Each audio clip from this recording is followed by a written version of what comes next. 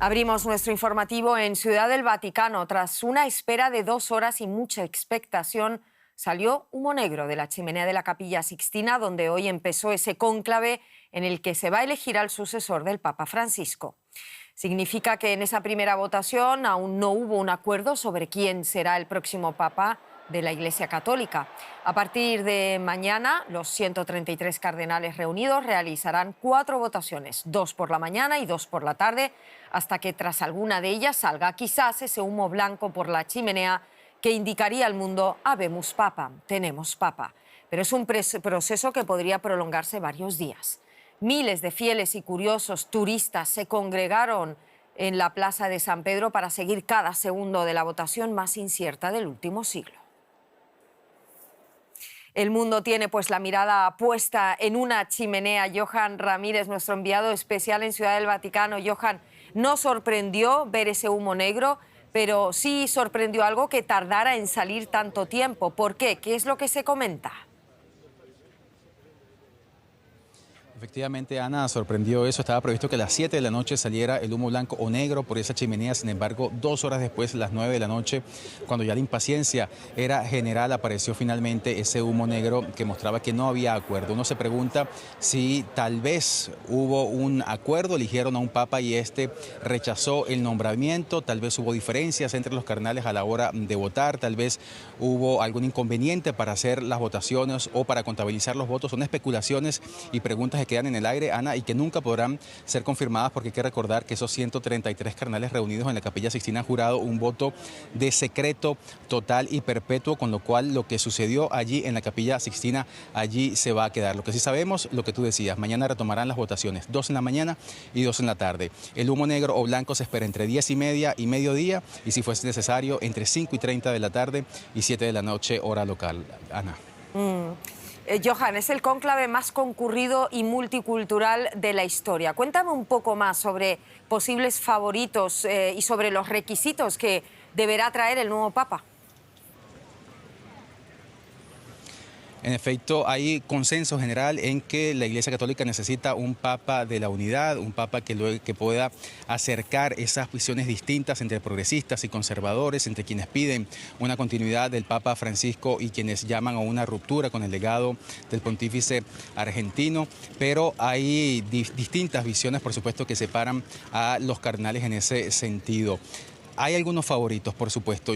La prensa italiana y la prensa internacional se hace eco de varios nombres. Yo anoche conversaba en esta misma plaza con una fuente muy cercana al Colegio Cardenalicio que ha conversado con los cardenales en estos últimos días, y yo le preguntaba justamente por esos nombres que se manejan en la prensa, y él me decía que sí, en efecto, hay esos favoritos, pero que son los favoritos de la prensa. Él me decía que entre los cardenales esos nombres no se están barajando, que lo que sí se está barajando es el perfil que necesita la Iglesia Católica. Pero en cualquier caso, Ana, esos nombres están allí, hay que mencionarlos, y para eso te sugiero, ¿qué te parece si vemos un informe que ha preparado nuestra redacción allá en Berlín sobre quiénes son esas caras que podrían convertirse en el próximo Papa en estos días acá en la Ciudad del Vaticano? Vamos a verlo, Ana, y luego seguimos conversando.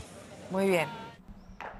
Mientras los líderes de la Iglesia Católica se reúnen para el cónclave papal, los periodistas en Roma solo quieren saber una cosa. Me preguntan si hay un nombre y yo digo que hay 133 nombres. 133 nombres. Son 133 cardenales de 71 países que se reúnen a puerta cerrada en la Capilla Sixtina para votar al sucesor del Papa Francisco. Es el cónclave más internacional de la historia de la Iglesia. Aunque predecir un resultado es imposible, varios cardenales se perfilan como favoritos. Pier Battista Pizzaballa, Matteo Zuppi, Pietro Parolin, Peter Erdő son 4 candidatos europeos que se mencionan con frecuencia, pero muchos se preguntan si ha llegado el momento del primer sumo pontífice de Asia o de África, continentes en donde el catolicismo sigue creciendo. Entre ellos figuran Luis Antonio Tagle, Fridolin Ambongo Besungu, Charles Bo, Malcolm Ranjit. El italiano Pier Battista Pizzaballa es considerado un candidato centrista. Patriarca latino de Jerusalén durante los últimos 5 años, es una figura internacional que se ha mantenido al margen de las luchas políticas internas, lo que puede ayudarle a conseguir el apoyo suficiente. Como defensor de las familias tradicionales, el cardenal Peter Erdő, obispo de Budapest, es probable que obtenga votos de los cardenales conservadores. El arzobispo Fridolin Ambongo de Kinshasa, en la República Democrática del Congo, también podría obtener el apoyo de los conservadores por su conocida defensa de la ortodoxia de la Iglesia. A menudo llamado el Francisco asiático, Luis Antonio Tagle, un moderado de orientación reformista, podría conseguir votos de quienes esperan que continúe el legado de reforma social del Papa Francisco. Ya sea de Europa, Asia o África, del ala tradicionalista o reformadora, el mundo no sabrá quién dirigirá a la Iglesia Católica hasta que se vea humo blanco sobre el Vaticano. Volvemos contigo, Johan. Pues esos son los nombres, Ana, que se manejan entre los favoritos, pero hay un dicho acá en Roma que se repite mucho por estos días, y es que quien entra a la Capilla Sixtina como papa sale como cardenal, lo que quiere decir que esos favoritismos no siempre se cumplen. Bueno, ya lo comentas, ¿no? Hemos visto algunos de esos candidatos que son principalmente candidatos de la prensa y no, como decía tu fuente que consultabas hoy.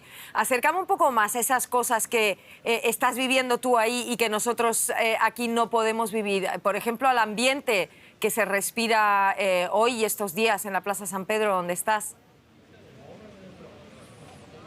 Pues esta noche, cuando se esperaba esa fumata negra o blanca de la chimenea de la Capilla Sixtina, la emoción era bastante impresionante acá en la Plaza de San Pedro. Ana, había miles de personas congregadas a esa hora y esa emoción en los primeros minutos se fue traduciendo luego en ansiedad y finalmente en impaciencia, pues que hay que ver lo que son 2 horas esperando en este lugar a que apareciera esa señal. Cuando finalmente a las 9 de la noche apareció el humo negro, se escuchó una gran exclamación de decepción general y en pocos minutos la plaza volvió a quedar vacía. Una imagen que sin duda se repetirá nuevamente mañana, Ana, y es que los ojos del mundo se volverán a fijar sobre este lugar y esa chimenea que está a mis espaldas, que le anunciará entonces al planeta entero si esos 1.400 millones de católicos en el mundo tienen nuevamente un papa. Y estarás ahí para contarlo, Johan. Qué emoción. Muchísimas gracias, que descanses y hasta mañana.